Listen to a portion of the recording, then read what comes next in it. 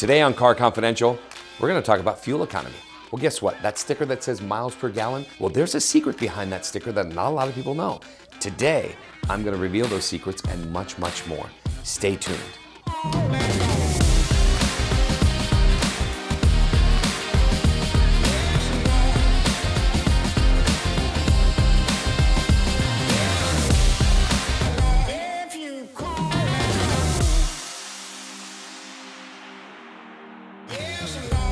So I've got this client who says, Shahey, I recently bought this vehicle and it promised me 37 miles to the gallon.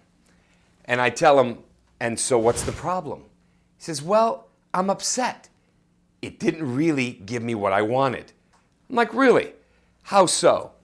So he says, well, I'm driving every day to work and I'm going to my gym and I'm taking the kids where I need to take them, but I'm not getting the 37 miles it promised me. So I think the manufacturer lied to me. I'm like, well, what's very interesting for you is that you really don't understand what that sticker means. I'm assuming you went off that sticker, right? It said 37 to the city, 42 on the highway, and it's not matching for you, right? It's not making sense. Yes, it's not making sense. All right, well, here's the deal. That sticker that says 37 or 42 is designed, you ready? For you and only you, no one else. The car and the driver, because it doesn't know your wife, it doesn't know you have 3 kids, it also doesn't know you have a dog, it also doesn't know that your kids take karate and softball with all that equipment in the back of the vehicle, and it also doesn't know that you love throwing your luggage and your surfboard and all your things on the roof rack. For every 100 pounds of extra weight above and beyond what the car weighs, you're going to lose close to 3% of fuel economy. So imagine that. That's the reason why you're not getting 37. We all fall for the actual marketing ploy of, oh my God, look at this car. It says 37 miles to the gallon. I'm excited, and you fall for that without doing a little bit of a research. Take a step back and audit, what does this mean? Actually, if you really read the sticker and the owner's manual, it will give you some guidance to say, this is based on the driver and the car alone. So that's step number 1. Number 2, I also know that because you have kids, you do take them to their school yourself.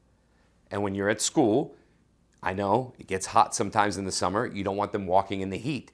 So you pause and you have the AC on and you're in the car idling and waiting for all the cars to line up slowly but surely. Well, guess what? Every 2 minutes that your car idles, whether you're waiting to drop them off at school or their favorite McDonald's or your favorite coffee shop, the car burns the same amount of fuel as if you drove 1 mile. So do the math for a moment. If you're actually sitting in line and you're 8 cars deep and you're sitting for 2 minutes, then 2, then 2, then 2, 12 minutes in, you're finally at the front and you get your cup of coffee. What did that really cost you? Well, divide 1 mile in the 2 minutes. You drove what, 6, 8 miles to get your cup of coffee. So there's your burning of the fuel. That makes a huge difference. Here's another interesting fact. I should actually take a sip. Cheers to your self-advocacy. So the other thing is that most people love the weather. Oh my God, the weather's beautiful. I think I'll roll the window down. Why put the AC on? Because it burns fuel. Wrong, it does not. Turning the AC on and driving does not burn extra fuel. Rolling your windows down does. What that is basically is like a big ship rope holding your car back, because now you've added what? Drag. You roll the windows down and you're doing 60 miles an hour, 70 miles an hour on the freeway, and that wind is coming into the open window and slowing the car down. Even though you're doing 60 or 65, it's putting a drag. Well, that's 4% of fuel economy. So if you drive 10, 15 miles, glorified at the beautiful weather and the nice wind blowing in your face, you've wasted 4%. You do that every day, add in the inline waiting of 2 minutes for your Starbucks or your McDonald's or dropping off your kids in school, that's a quarter tank of gas a week. And we all know how much gas costs. So if you just parked a car, walked in, you'd save a ton of money.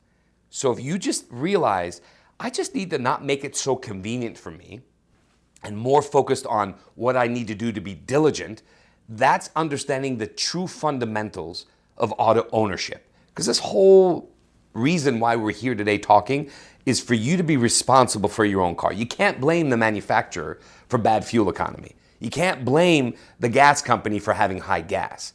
You as the car owner knows or should know what kind of car you bought.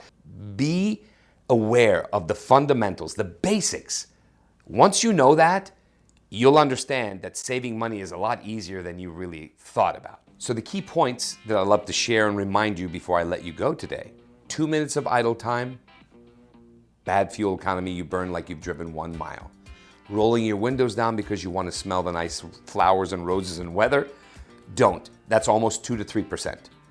Adding extra weight that you don't need, don't use your car as a storage facility. If you can keep it in the house, keep it in the house. Small incremental steps that you could take that will help avoid you crying, I'm victim, my fuel economy sucks, gas prices suck, my life sucks. It doesn't. It's simple. All you gotta do is take responsibility. Be aware of what you bought. And, at the end of the day, nobody forced you to buy the car. You bought it on your own. So push that vanity out the window and be a little smart. Till the next time.